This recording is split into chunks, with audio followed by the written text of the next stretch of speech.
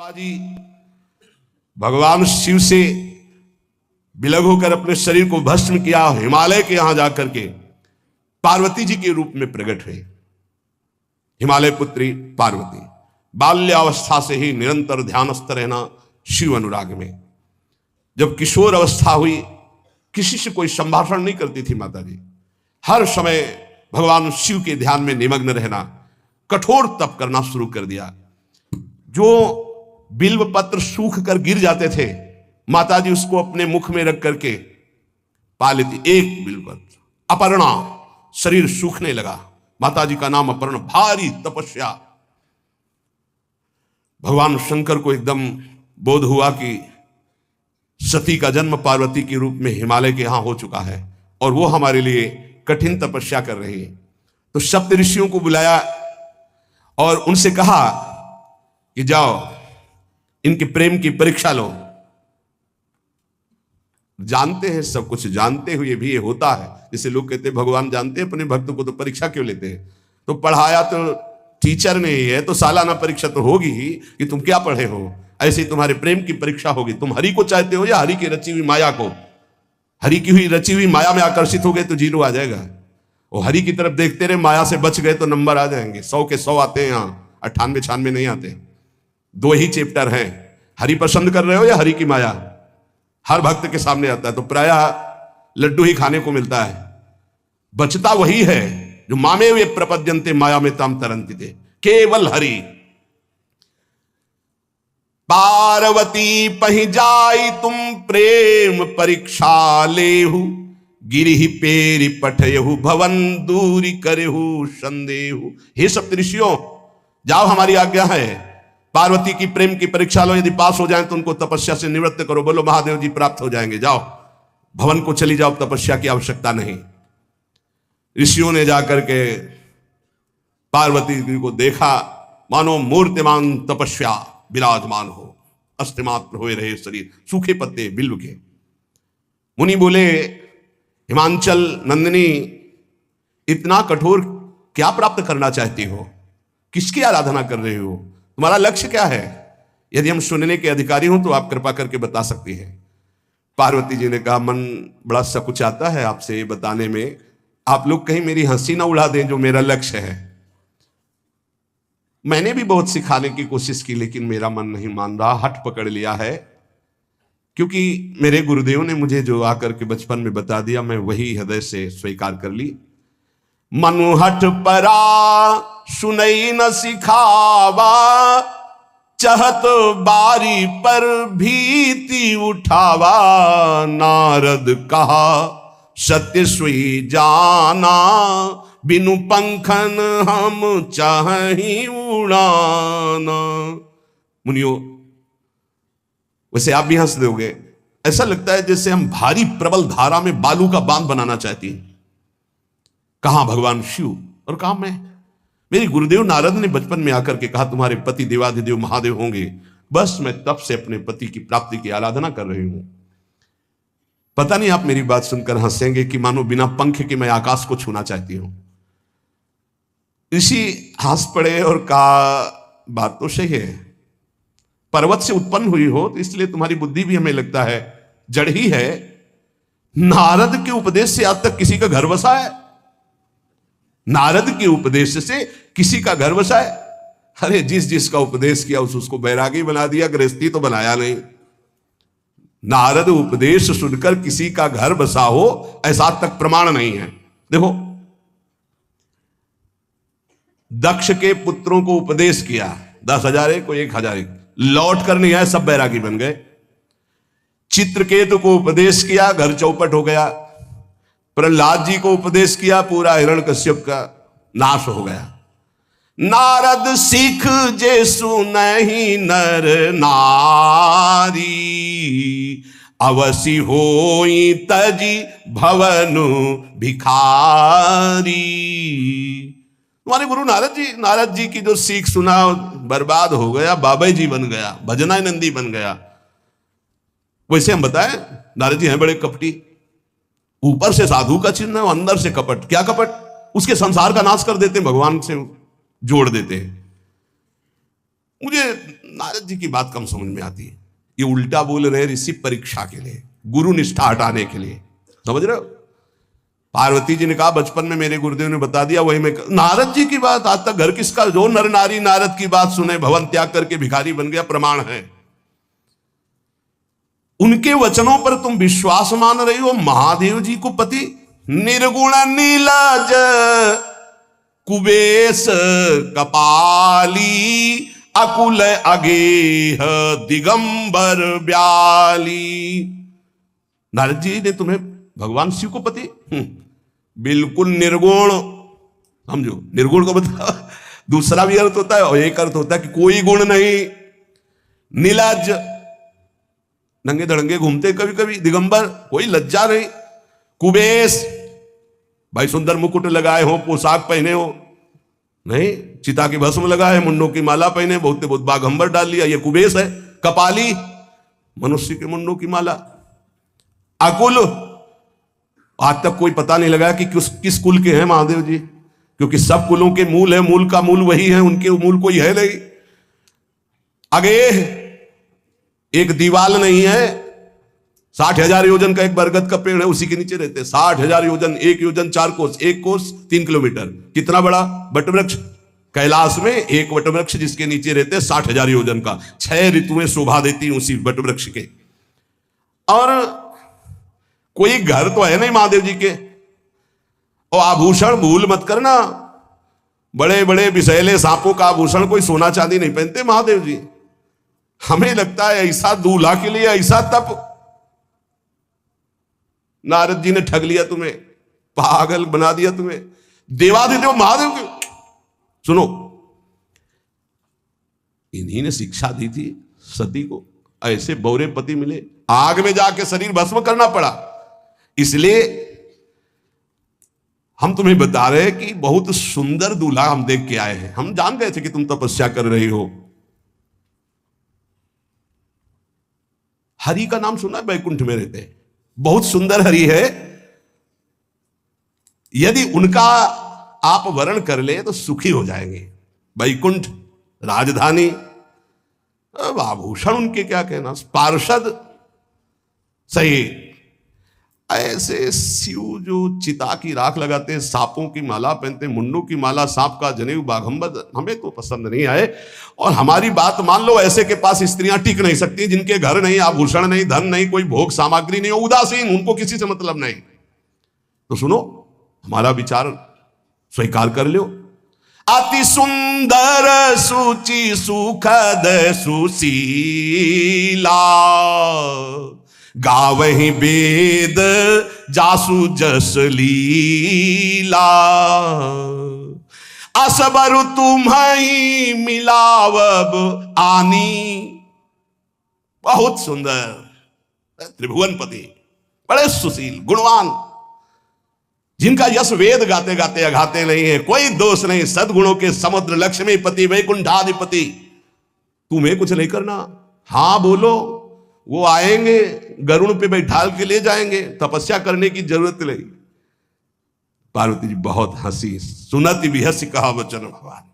अच्छा अच्छा अच्छा, आपने ठीक कहा कि पर्वत से हमारा प्रादुर्भाव हुआ है, इसलिए आपको यह भी पता होगा कि पर्वत बहुत हठीला होता है, जहां डटा है वहीं डटा रह सकता है। सुनो, पर्वत से सोना भी उत्पन्न होता है, जो आग में जलाने पर भी अपना तेज बढ़ाता है, घटाता नहीं।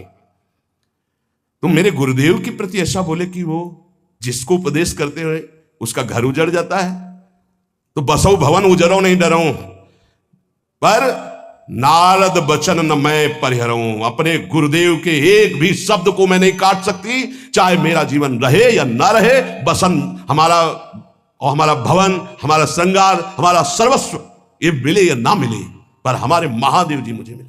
तुम आभूषणों की, वसन भूषण की बात कर रहे हो, ग्रह की बात कर रहे हो, पद की बात कर रहे हो। गुरु के वचन प्रतीति न जेहि, सपने हूं सुगम ना सुख सिद्धि तेहि।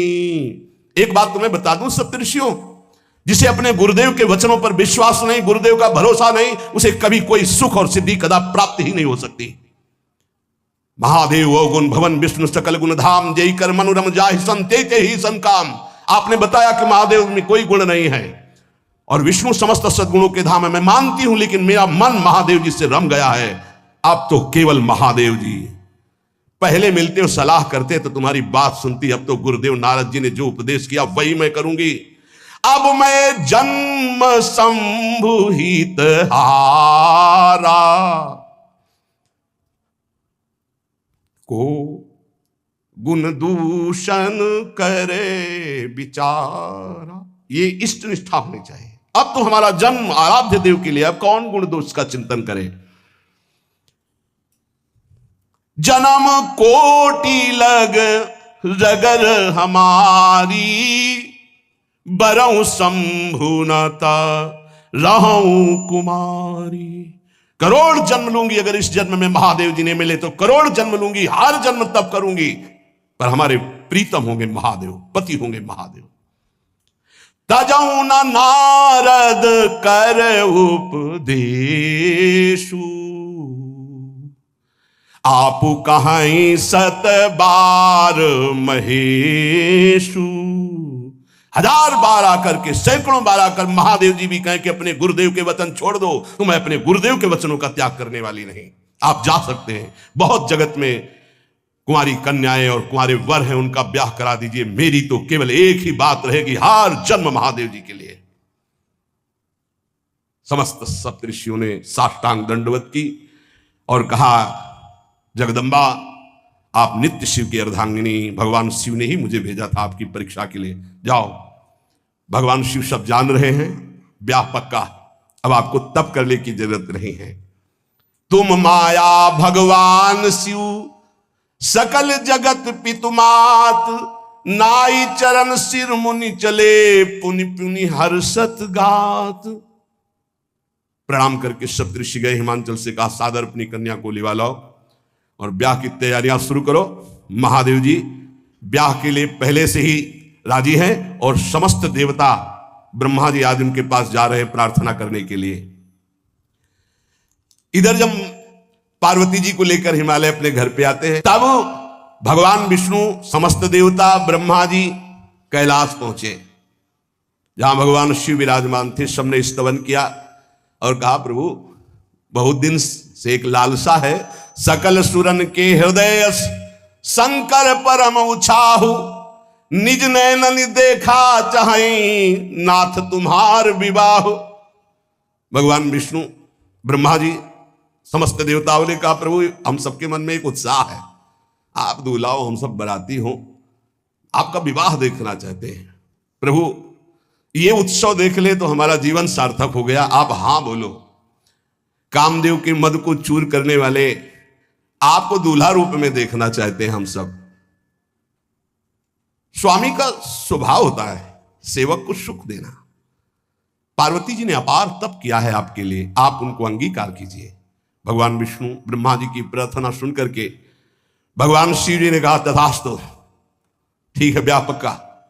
देवताओं ने नगाड़े बजाए, फूलों की वर्षा होने लगी, देवाधिदेव महादेव की जय के नारे कैलाश में गूंजने लगे। सप्तऋषि भगवान शिव के पास आए, कहा, प्रभु बड़ी अनन्य है पार्वती जी, आपकी अखंड प्रेम है। हमने बड़ा छल करके उपदेश किया, लेकिन उन्होंने कहा कि मैं नारद जी का उपदेश नहीं त्याग सकती, करोड़ों जन्म लूंगी और हर जन्म महादेव जी के लिए। भगवान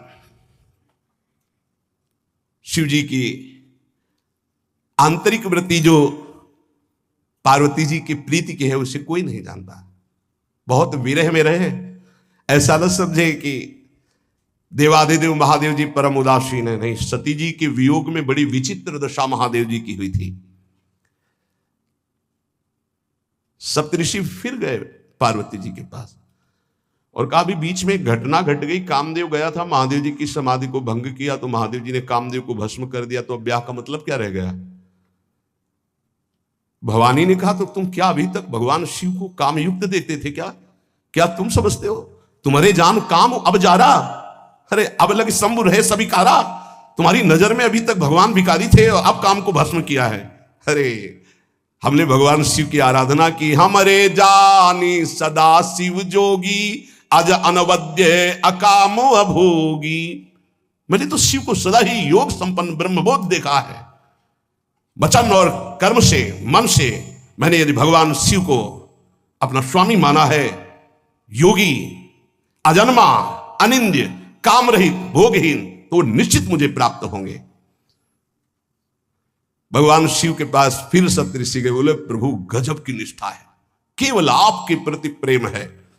ब्रह्मा जी ने लगन रची, सप्तऋषियों को बुलाया और कहा ब्याह दोनों तरफ, ये लड़की पक्ष की लगन, ये वर पक्ष की लगन। ब्याह तय हो गया।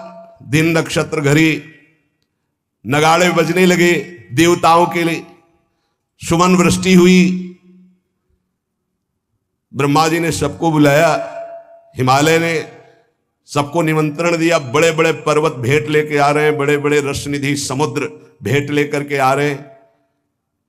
वहां भोजन पान के लिए हिमालय के पास कोई कमी थोड़ी थी, रस की नदियां बह रही थी, विविध प्रकार के रस, विविध प्रकार के फल, विविध प्रकार के भोग वहां सब व्यवस्थित किए जा रहे हैं। ब्रह्मा जी ने कहा देखो, सबसे पहले नारायण की समाज रहेगी, दूल्हे की नहीं रहेगी, नहीं तो गाली ही पड़ेगी। हिमालय के यहां प्रवेश पाने के लिए बरातियों में सबसे पहले नारायण, फिर देवराज इंद्र का परिकर, वायु देवता, अग्नि देवता, सब देव, सबसे पीछे दूल्हा की बारात।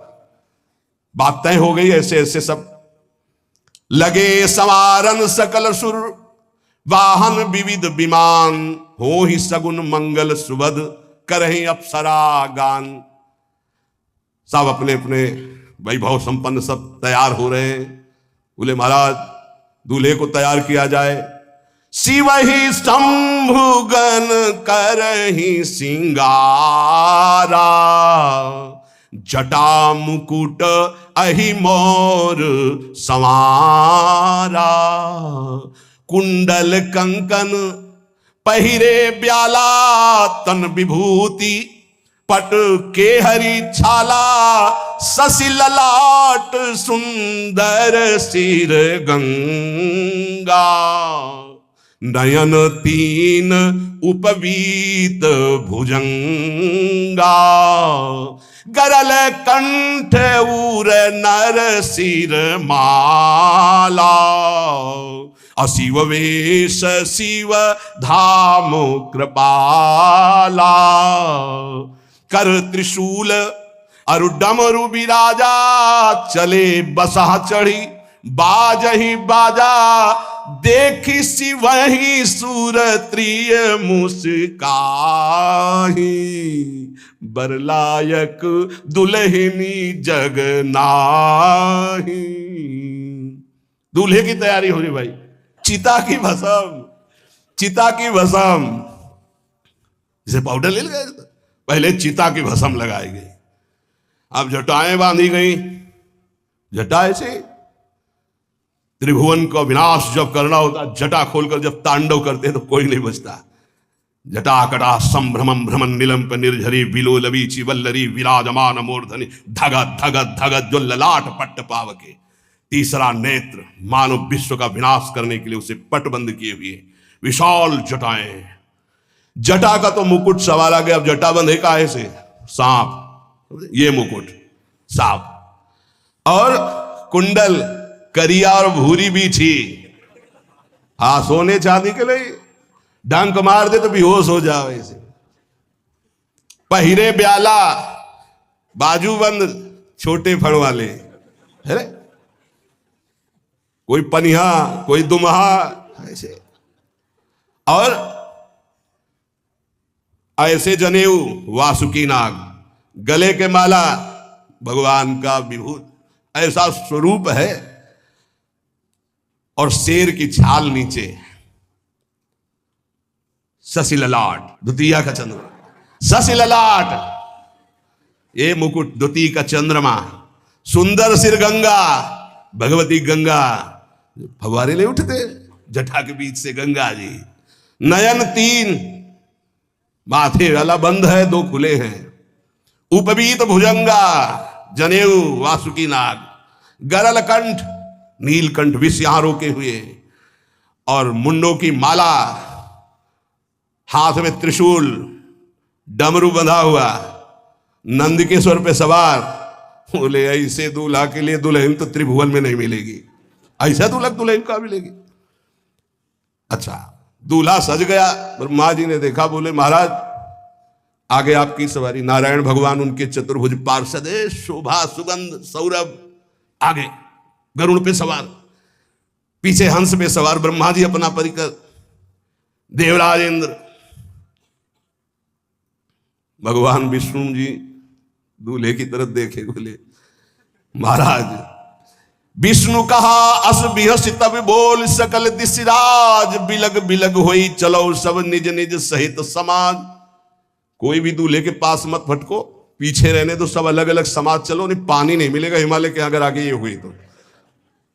अब तो वर अनुहारी बरात न भाई, हंसी करहियो पर पुरजाई। नारायण ने कहा कि दूल्हा के अनुरूप ही हम सब बराती नहीं भैया, दूल्हा सबसे पीछे, सब बराती क्रम से पहले हम, फिर ब्रह्मा जी, फिर देवराज इंद्र, ऐसे सब। भगवान शिव ने कहा तुम अपने पार्षद सब लिए हो, तो हम बुलाते हैं। श्रृंगी निकाली, जे ही बजाया तो भगवान शिव के पार्षद आ गए। शिव अनुशासन सुनि सब आए, प्रभुपद जलज शीस दिन, जय हो महाराज की आज्ञा करो। अरे बोले विवाह हमारा बहुत दिलों से आओ। भुचप्पा जैसे देखो ना, अगिया बैताल। हाँ अब कैसे शिव के बराती हैं, जरा ये आगे पार्टी तो निकल गई बंदनी। ये जो भगवान शिव ने बुलाया बरातियों को, अपने साथियों को मुखहीन विपुल मुख काहू, बिनु पद कर को बहुपद बाहू, विपुल नयन को नयन विहीना, रिष्ट पुष्ट को अति तन खीना।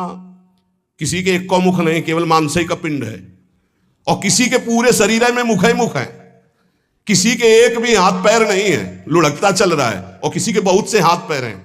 किसी के नेत्र नहीं है, किसी के बहुत नेत्र हैं, बड़ा विचित्र। किसी के हड्डी हड्डी है तो कोई बहुत मोटा है, कोई बहुत पतला है। तनखीन को अति पीन, पावन को अपावन, गति धरे भूषण कराल कपाल, कर सब सद्य सोनित तन भरे, खरस्वान सुमर सुकाल मुख गण भेष, अगणित को गने बहुजिनस प्रेत पिशाच, जोगी जमात वर्णत नहीं बने, पिशाचिनी खून लपेटे नाच रहे। भगवान शिव का विवाह। और भूत और किसी के सुअर के मुंह, किसी के कुत्ता के मुंह, किसी के गधा के मुंह, बड़ा विचित्र भेष भगवान के शिव के पास। नाचहि गावे गीत, कौन अप्सरा गंधर्व नहीं, परम तरंगी भूत हो, ऐसे बच रहा है। ये गाल हो रहा, हड्डी हड्डी है भूत की, भगवान शिव के सामने नाच रहा है, गा रहा। कैसा शोभा होगी, खून लपेटे पिशाचिनी, अगिया बैताल, रोड लाइट अगिया बैताल, भगवान शिव की बारात। भूत प्रेत बड़े मौजियल, स्वामी का विवाह हो रहा है, खूब छिलक कर नाच रहे, देख ले तो मूर्छा आ जाए। अब बनी है बारात, तो जस दूल्हा तस बनी बराता। बाजा कौन बाज रहे हैं? कोई गाल बजा रहा है, कोई मुंह बजा रहा है, वो बैंड थोड़ी बज रहे, कोई चीख रहा है। तो जैसे अलग अलग नहीं, तुरही बज रही है, वहां कोई बाजे नहीं, सब भूत है, भूत प्रेत पिशाचिनी, ऐसे स्वर निकल रहे हैं। अब भगवान शिव चले नंदिके पर सवार होकर, जस दूल्हा तस बनी बराता। हिमालय बड़े उत्सव में है, देवाधिदेव महादेव जी की महिमा हिमालय की पत्नी से नारद जी ने सब सुना रखी है। अब तो जितने भी सुंदर सुंदर सब पदार्थ, सब व्यवस्थाएं, सबके हाथ जोड़े खड़े हैं। जगदम्बा जहां विराजमान है, वहां सिद्धियों की कौन सी कमी है। ये हुआ कि जय हो बारात पधार रही है, सामवेद का गान करते हुए गरुड़ पर विराजमान भगवान नारायण। सब हिमालय वासी ओहो धन्य है, धन्य, यही दूल्हा है, बाराती है। दूल्हा तो भी बहुत सुंदर होंगे, सब देख के लुभायमान हो गए, नारायण परिकर सब। पीछे देखा हंस पर सवार भगवान ब्रह्मा जी चतुर्मुख, वेद सब। दूल्हा पीछे, गांव के नगर के लोग है ना, ये दूल्हा नहीं, सयाने लोग कहते हैं दूल्हा, दूल्हा तो ये तो ब्रह्मा जी है, देवराज इंद्र, ये दूल्हा नहीं नहीं नहीं, ये दूल्हा नहीं, ये दूल्हे की बराती है। वो गजब, इतने सुंदर दूल्हे के बराती, तो दूल्हा तो फिर बहुत हृदय में आनंद है, उत्साह है, नगर की बालक बालिकाओं नववधुओं को ऐसे देख रहे, दूल्हा कौन है ऊपर से चले। जब सब निकल गए तो बहुत हृदय में आनंद था कि अब दूल्हा के दर्शन होंगे। जो ही दूल्हा की पार्टी आई, शिव समाज जब देखन लागे, भीतरी चले बाहन सब, जितने अगवाली कर ले आए थे धोती संभाल के जान बचा के भागे। जो बड़े बूढ़े थे, जो महिमा सुने थे, वो धरि धीरज ताहा रहे सयाने, बड़ी हिम्मत करके रुके कि शिव हैं। लेकिन जो नौजवान बालिका बालिकाएं बूढ़ी नौ बहुएं, ये को वहां मंगलाचार में नहीं टिकी, सब अगवानी भाग पड़े। धीरज धर करके बालक घर में पहुंचते, जवान पहुंचते, बहुएं, क्या क्या बात है, तुम लोग भयभीत क्यों हो गए, कोई घटना घटी क्या ब्याह में। कहीं काह कही जाई न बाता, ये जमकर धार की धो बरियाता। बरात है, यमराज की पूरी सेना आ गई है भैया। दूल्हा देखा, देखा कैसा, बोले बरु बौराह बस असवारा, ब्याल कपाल विभूषण छारा। देखा है दूल्हा, बरु बौराह, बरु बौराह बावरा है, क्यों, बैल पे सवार है, सांप की माला पहले, भस्म चिता की लगाए, मुंडों की माला, अरे पूछो मत, ऐसा दूल्हा।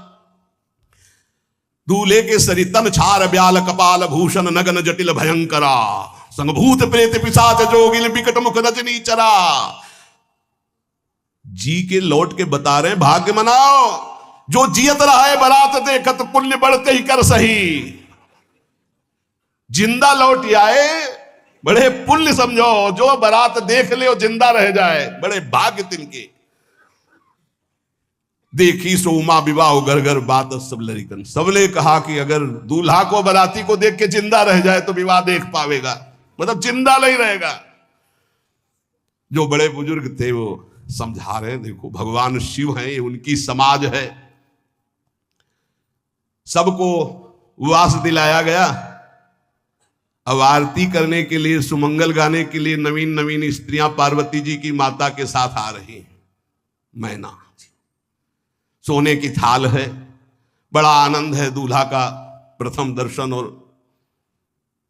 आरती लेके जे भी देखा दूल्हा को, यही दूल्हा है, हाँ। भारी रोष पैदा हुआ कि नारद जी ने बर्बाद कर दिया हमारा घर, हमारी बिटिया सूखे पत्ते खा के इसके लिए भजन करती रही। मैना जी ने पीछे मुड़ के देखा, एक भी नहीं स्त्री थी, अकेले थाली लिए खड़ी थी। लौट के आई, उन्होंने कहा कि सब भाग्यों पड़ी, बोले प्राण बचाए, ऐसे ऐसे करिया फुसकार रहे थे, कोई नहीं। थाली पटक दी, आरती की गई, पार्वती जी को गोद में बैठाला और रोने लगी। बिटिया ऐसे के लिए भजन किए हो, ऐसे के लिए तपस्या किए हो। आंसू भर के कहा कि विधाता की बुद्धि मारी गई, जिसने तुम्हारी जैसी सुंदर कन्या, वो ऐसा बावरा दूल्हा, ये संयोग रचा है, बुद्धि खराब हो गई ब्रह्मा की। कसकीन बरु बौराह विधि जय तुम्हें सुंदरता, त्रिपुर सुंदरी भगवती पार्वती जी। अरे जो फल लगना चाहिए कल्प तरु में, वो बमूर में लग रहा है। ये आज वही दिल उत्सव, ब्याह का उत्सव भगवान सिंह।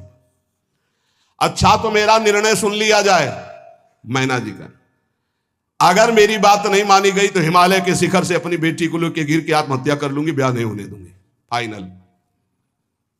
तुम सहित गिरते गिरो पावक जरो, आग में जल जाऊंगी अपनी बेटी को लेके, समुद्र में डूब जाऊंगी, लेकिन ऐसे बौरे बौरा जो ये बर है इसके साथ ब्याह नहीं होने दूंगी, पक्का। सब रोने लगी मैना जी का आदेश सुनकर। मैना जी कहती, हाय मैंने नारद जी का क्या बिगाड़ा था, नारद कर में काह बिगाड़ा, भवन मोर जिन बसत उजारा। कितना बढ़िया सब चल रहा था। बेटी को उपदेश किया कि वर तुम्हारे शिव देवाधिदेव महादेव बर्बाद कर दिया सब। ऐसा दूल्हा, सच्ची मैं ठगी गई नारद जी के द्वारा, पर अब अपना घर बर्बाद नहीं होने दूंगी। क्या जाने नारद जी बेटी का प्रेम क्या होता है। बांझ कभी प्रसव की पीड़ा जानती है? क्या जाने बाबा जी, हमारी बेटी हो ऐसा दूल्हा। जब देखा कि मां बहुत गुरुदेव को उल्टा सीधा बोल रही है, तो उन्होंने कहा माता विचार पूर्वक। जननी ही विकल विलो की भवानी, बोली जुत विवेक मृदुबानी। मां विचार पूर्वक, तुम क्यों ऐसा आलाप कर रही हो? अगर मेरे भाग्य में ऐसा पति लिखा है तो तुम टाल नहीं सकती। कर्म लिखा जो बाउर नाहू, तो कत दोष लगाई काहू। तुम सन मिटे की विधि के अंका, व्यर्थ ले हो जनि मातु कलंका। मां मेरे भाग्य में ऐसा ही लिखा है, आप व्यर्थ में क्यों रो रही? जब पार्वती जी की ऐसी करुण बात सुनी तो सब स्त्रियां रोने लगी, विधाता को दोष लगा रही। नारद जी के पास हिमालय गए, बोले हम तो संभाल लेंगे, घर में सब गड़बड़ हो गया। अरे इनको समझाते कि ठीक से आते, कैसे आए हैं ये, जैसे विनाश कर ले आए हो।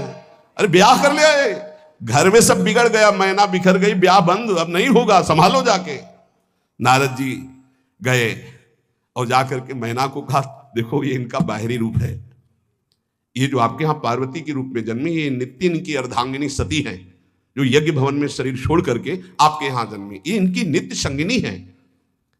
आप ऐसा शोक मत कीजिए।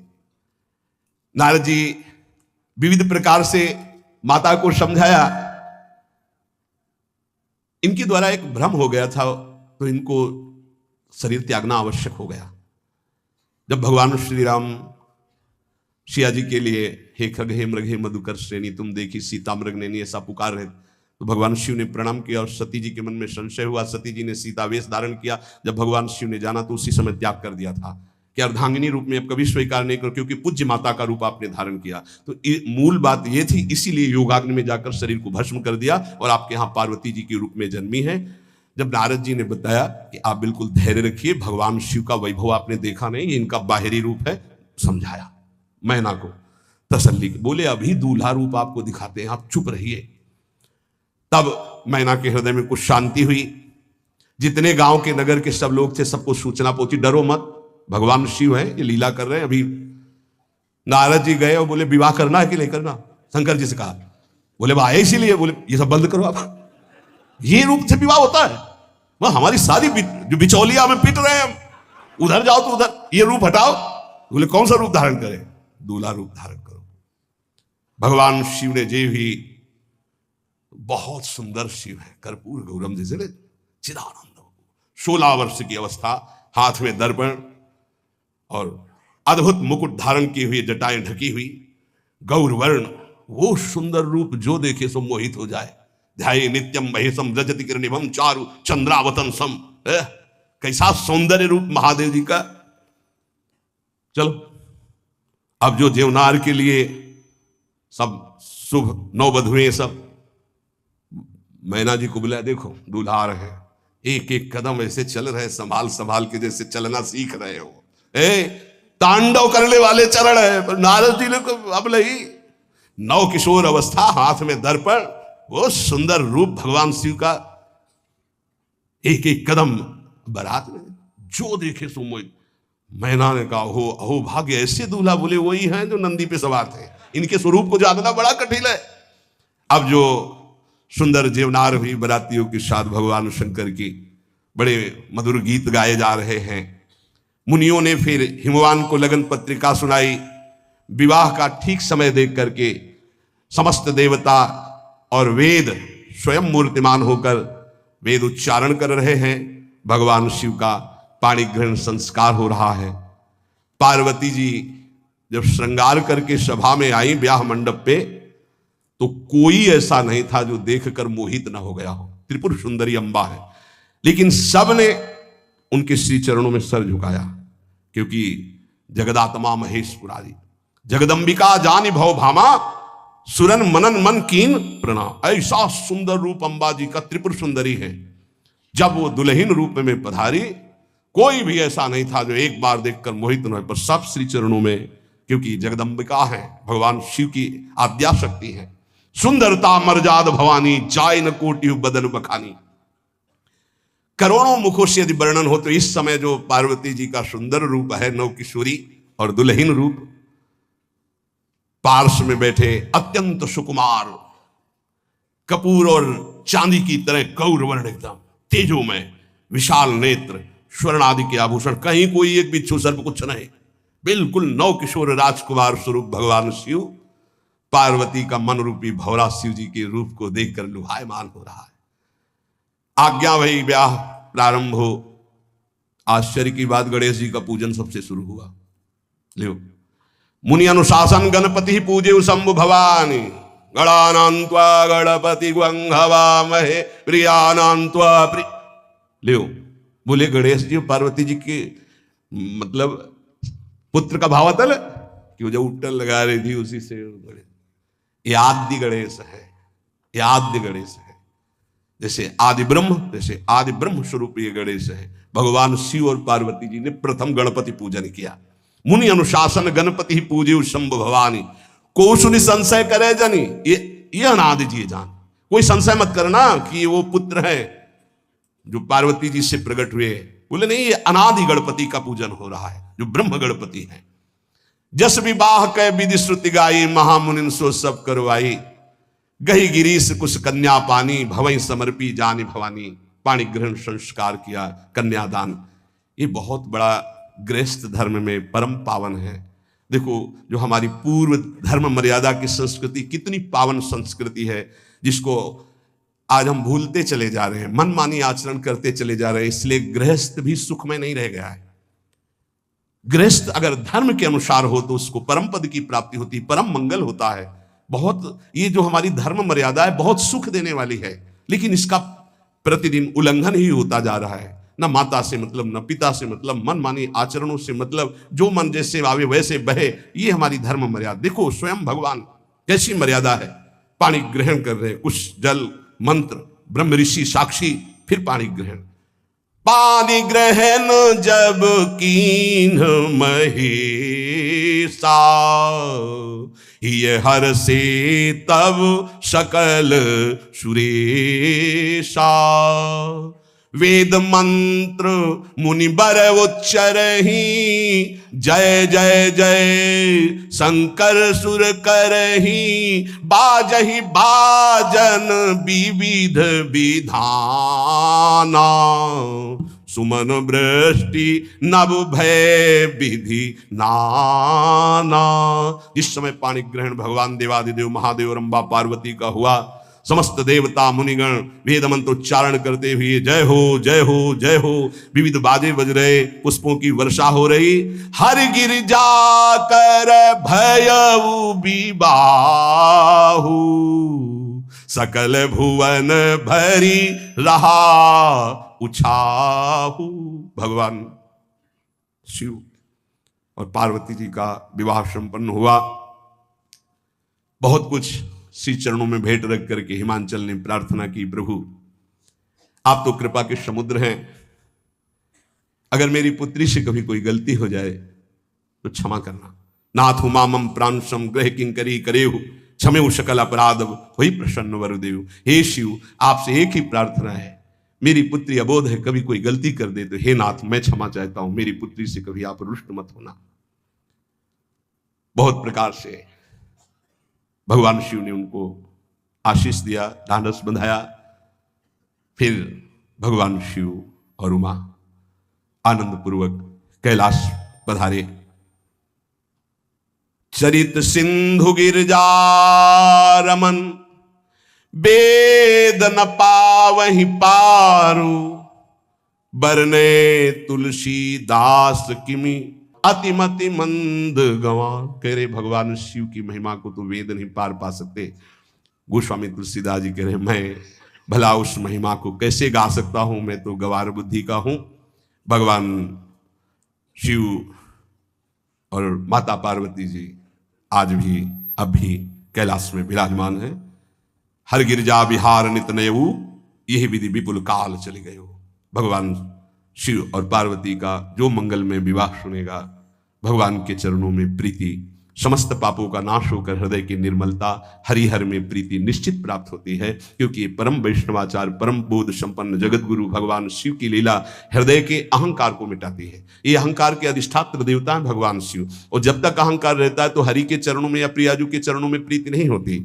सुनहु राम कर सहज स्वभाव, जन अभिमान न राखे काहू। तो भगवान शिव जिस पर कृपा करते तो अहंकार का अपहरण कर लेते और दैन्य भरी भक्ति हरि के चरणों में हो जाती है। इसीलिए भगवान श्री राम अपनी अयोध्या वासियों से हाथ जोड़कर कहा, और एक गुप्त मत सबई कहो कर जोरी, शंकर भजन बिनानर भगति न पावे मोरी। भगवान शिव और पार्वती का ब्याह संपन्न हुआ, आज भी कैलाश में नित्य विहार करते हुए विराजमान है। ऐसे उनके चरणों को प्रणाम करके अपने आराध्य देव के चरणों में प्रीति मांगते हैं। नमः पार्वती पतये हार हार हार महादेव। जय जय श्री राम।